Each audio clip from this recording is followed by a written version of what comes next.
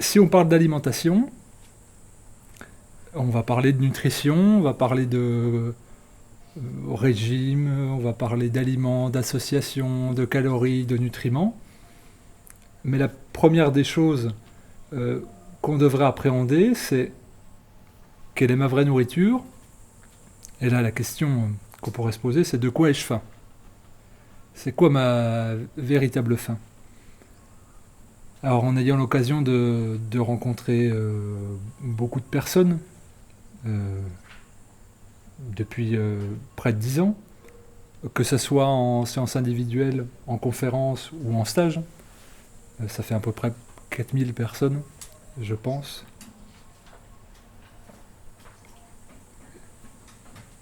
J'ai pu me rendre compte que la vraie faim, c'était rarement celle des aliments. Très rarement. Et que quand on mangeait, c'était rarement pour la nutrition. On mange plutôt par envie, plus que par besoin, par plaisir, par compensation, par mimétisme, par réflexe, davantage que pour aller accomplir un processus physiologique et cellulaire, c'est-à-dire nourrir nos cellules pour leurs besoins quotidiens. Alors on mange du coup mal, c'est-à-dire non coordonné avec nos besoins, et trop. Et peut-être qu'on pourrait partir du postulat que on mange pour remplir des espaces intérieurs qui peuvent être l'estomac, qui peuvent être les intestins, et qui peuvent être aussi des émotions mal gérées ou des vides dans nos existences. Alors là, la question, c'est de quoi ai-je faim? Si je stresse, est-ce que je vais manger du sucre? Est-ce que je vais me remplir? Si je suis anxieux, est-ce que je vais me blinder aussi?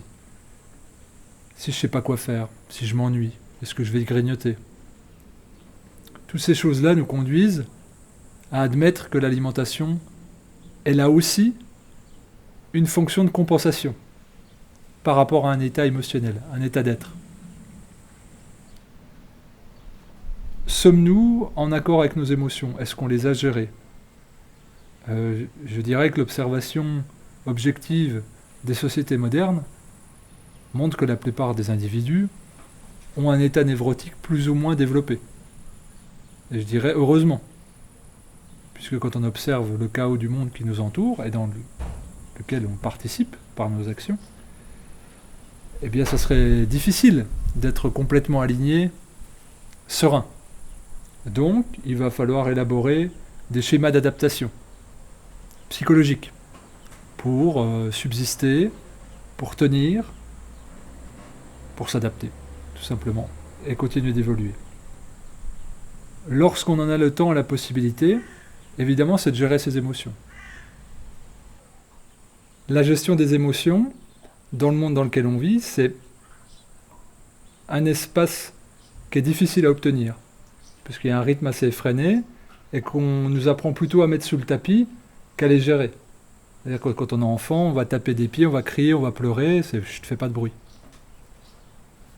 Et puis, on le voit souvent ça. L'enfant est contrarié, il y aura soit un écran, soit une petite sucrerie. Donc dès le départ, le jeu est un peu faussé.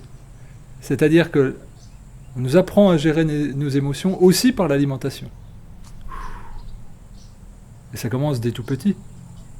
Même si l'enfant pleure, non pas de faim, mais de stress, d'angoisse ou de douleur, on met au sein. Qu'est-ce qui sort? Du liquide sucré, apaisant. Et donc ce réflexe-là, on va le garder longtemps. De dire je suis dans le mal-être.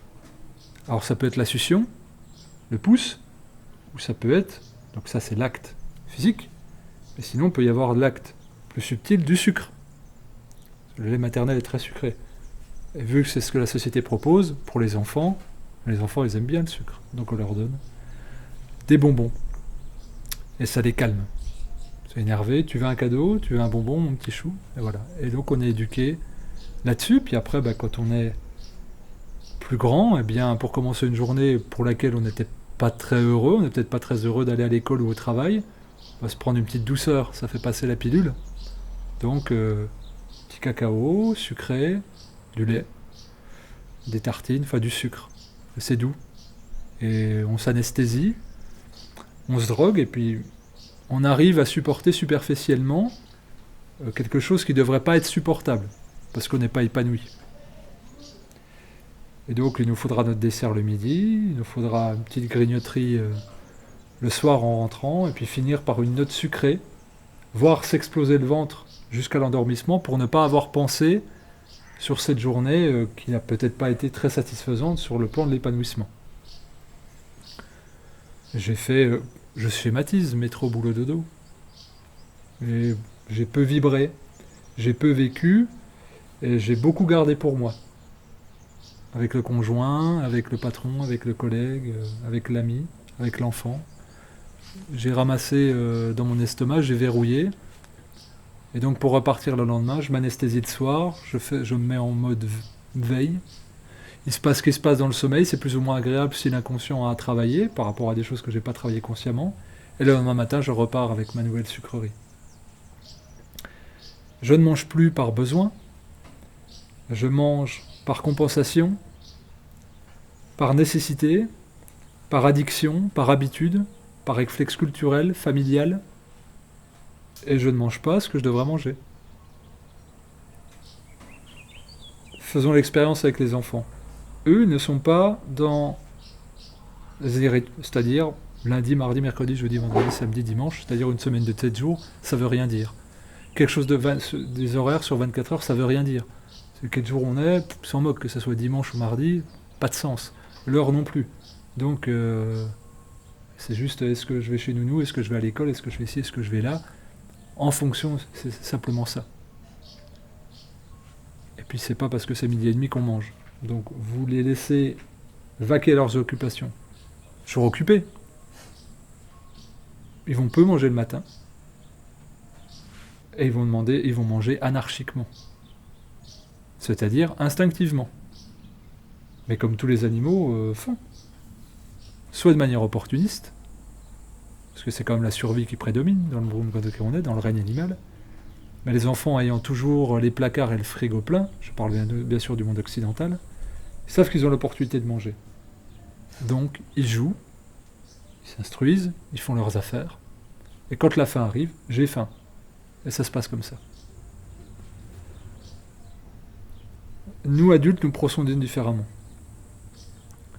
Cet étant enfantin de ne plus regarder l'heure, de ne plus regarder le jour, de ne pas savoir quelles sont les contraintes, de ne plus être dans l'instant présent. Parce que le passé et le futur, un enfant, c'est pas ce que c'est. Vous dites dans 3 jours on va faire ça, lui il bouillonne d'impatience parce que c'est tout de suite que l'information est là. Ça n'a aucun sens 3 jours. Donc nous sommes en aller-retour entre passé et futur. On fait des allers-retours et on est rarement dans l'instant présent. Quand on fait une activité qui nous occupe tout entier où on est passionné, on n'a pas faim. On ne voit pas le temps passer. On fait, on accomplit. Ah bah j'ai oublié de manger. On ne peut pas oublier de manger. On a faim, ça nous tenaille le ventre. Donc il y a peu de faim en fait.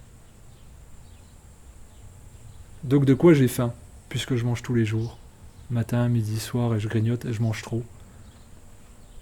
Eh bien on se remplit, on se nourrit de choses matérielles, parce que nous avons de la difficulté à accéder aux choses plus subtiles, qui nourrissent vraiment profondément, et qui nous mettent dans un état de satisfaction.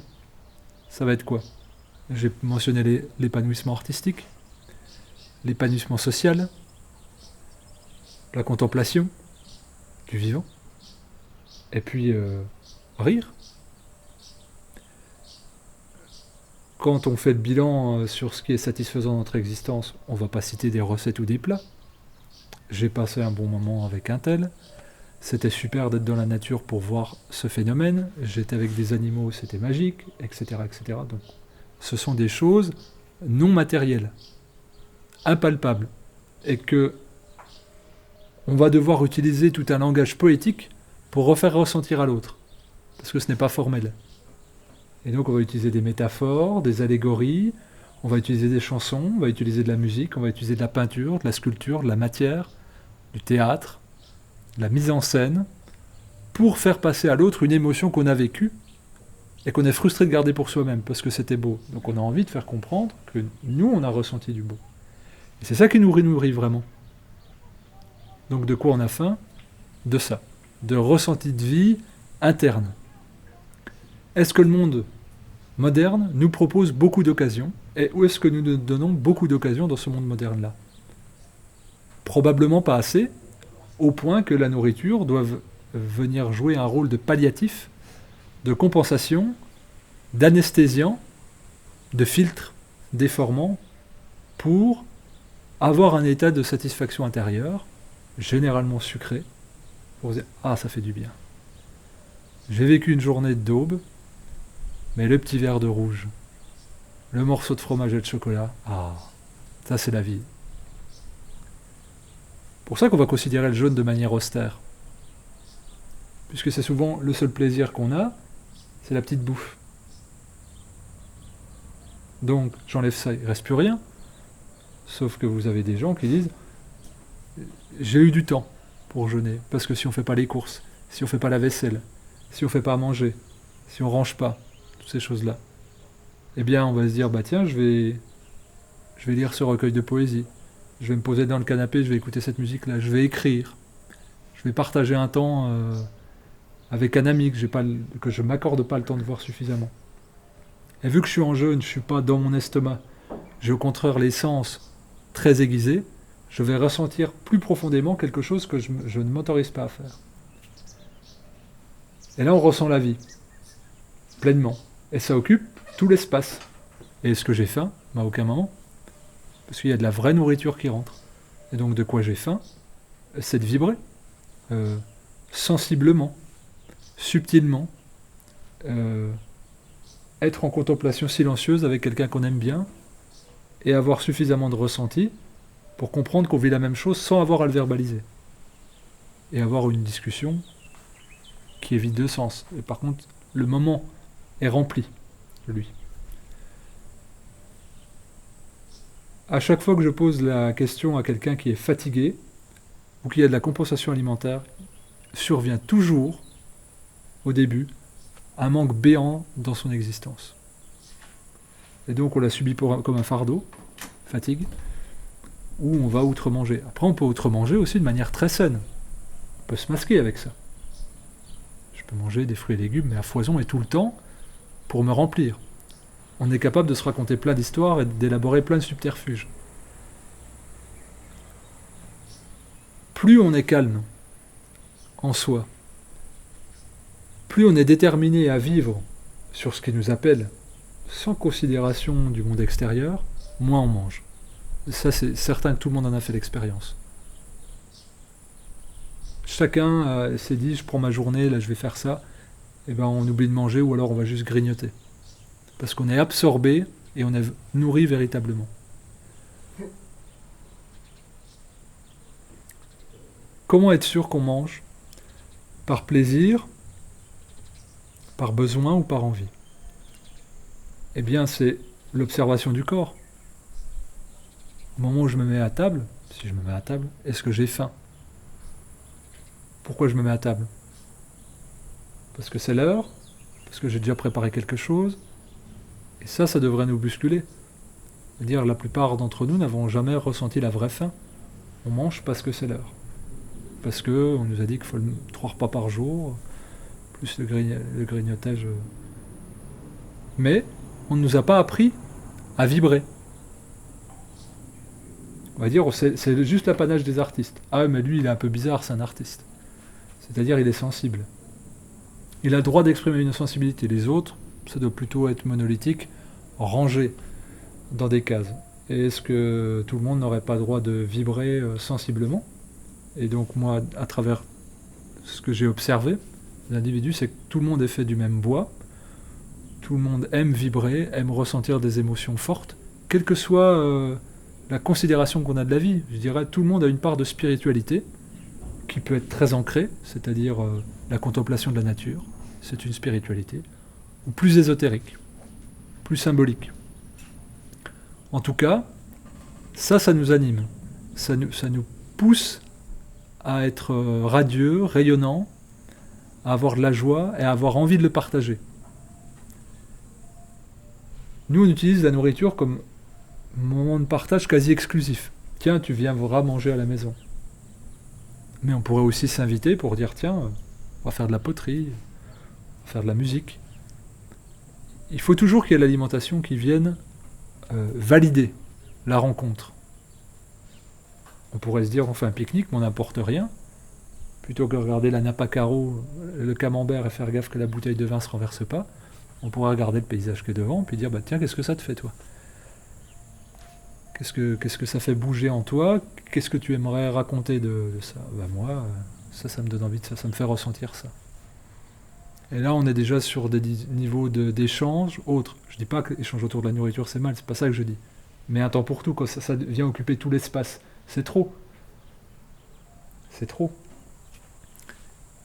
Et là, on est heureux de ces moments-là. Et puisqu'on est dans l'instant, présent à l'autre, présent à nous-mêmes, à nos sensations, et qu'on doit se faire entendre et comprendre. Donc on est obligé d'être au contact avec nous-mêmes. Sur la question fondamentale de quoi ai-je faim, moi je répondrais cette notion de la subtile, avant toute chose. Ce que vous vivez en jeûne, là, ça fait 4 jours. 4 jours d'estomac vide. Est-ce que vous vous sentez vide ? Est-ce que vous vous sentez inutile ? Est-ce que vous vous sentez sans consistance ? Avez-vous des échanges intéressants avec les personnes qui jeûnent avec vous ? Entre inconnus, avez-vous l'impression de communiquer sur l'essentiel ? Avez-vous l'impression d'être sur l'artifice, de remplir des espaces avec des discussions inintéressantes ? Non. Est-ce que s'il y avait la nourriture, ça serait différent ? Probablement oui. On ne peut pas en jurer, mais probablement oui. Il y aurait peut-être plus d'artifice, peut-être plus de superficiel. Par le partage authentique, on accepte de se mettre à nu devant l'autre, on ne va pas le juger, et on ne va pas se sentir jugé. Parce qu'on va être dans l'essence des choses, et c'est ça qui nous satisfait. Et si le moment du jeûne partagé permet ça, eh ben, c'est fantastique. Si c'est une opportunité pour que demain, avec la nourriture, on aille aussi vers ça, bah c'est génial.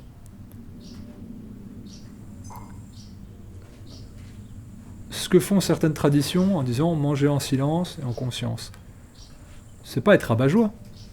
C'est dire c'est un moment à part, on le prend pour ce qu'il est. Pourquoi mettre de l'effusion dedans ? Toute l'effusion doit être ailleurs, et là c'est quand on a été dans l'écoute de la satiété, dans le respect de l'aliment. Et tout le reste, c'est un partage qui vient avec une notion pertinente des choses. Quand est-ce qu'on rit ou qu'on pleure ? Pas quand on a mangé un super plat. Ou si, ce que disait votre camarade, quand elle s'était privée de nourriture, les premiers fruits qu'elle a mangés, elle en a pleuré de gratitude. Mais parce qu'on a dû contacter l'absence. On entend une note de musique, elle nous fait pleurer. On entend un chant, il nous fait ressentir des émotions. On va voir un tableau, il nous met en contemplation. C'est ça qui nous nourrit. On verra jamais ça avec la nourriture. Ça va être des papilles qui vont être stimulées, ça va rester éphémère, c'est pas ça qu'on apportera. C'est vraiment ces instants de vie-là, quand on fait le point sur qu'est-ce qu'on a vécu d'important, ça va être des moments de partage. Sauf que nous, les moments de partage, ils passent par la nourriture, que ce soit seul ou avec les autres. Et on va plutôt se remplir, compenser, s'étouffer, s'anesthésier. Si on vibre davantage, et moi c'est le cas de beaucoup de consultations, je dis aux personnes, augmentons ce qui est positif dans votre existence, la relation à la nourriture, elle va en être affectée immanquablement, puisque c'est essentiellement de la compensation, la nourriture, la compensation émotionnelle. On gère les émotions, et ça fait le travail. De dire ça, ça pourrait laisser penser qu'on est dans l'abstrait. Et ben, il n'y a que l'expérience qui permet de valider concrètement ce dont on est en train de parler.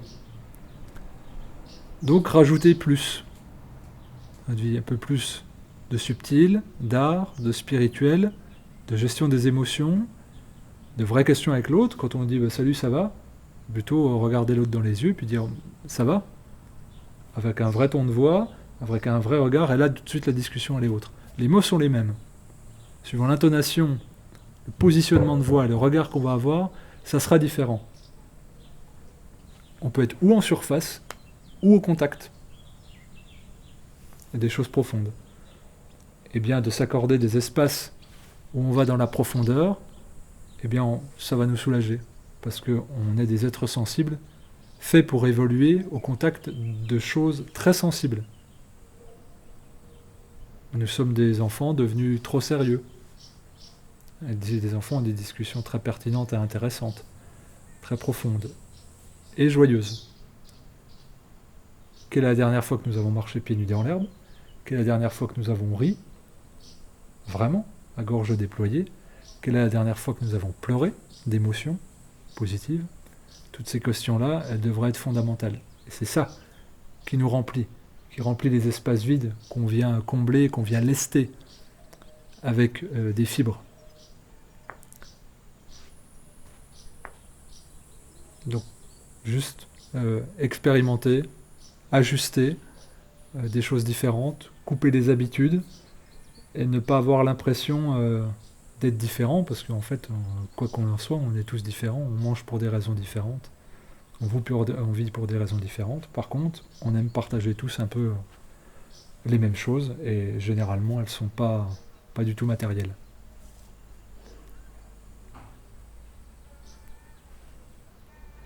Est-ce que ça vous a parlé? Quand on est en jeûne, c'est vraiment, pour moi, hein, le capital d'être dans cette notion-là. Où est-ce que je suis bien dans mon jeûne? Où est-ce que je suis bousculé? Quand tu disais, ouais, la simple évocation de la nourriture, ouais, ça me met mal. Alors qu'on sent que tu es une personne qui est extrêmement sensible. Et qui, théoriquement, ne devrait rien en avoir à foutre de la nourriture. Parce qu'il y a une prise de l'habitude alimentaire qui est phénoménale. Et que c'est une drogue légale. Et socialement très acceptée. On peut passer pour un gourmet, hein, en étant toxicomane de l'alimentation. En étant addict au sucre, au gras, au grignotage, on peut passer pour un bec fin, tout ce qu'on veut. Hein. Comme le sport, la nourriture est socialement très acceptable comme fuite au réel.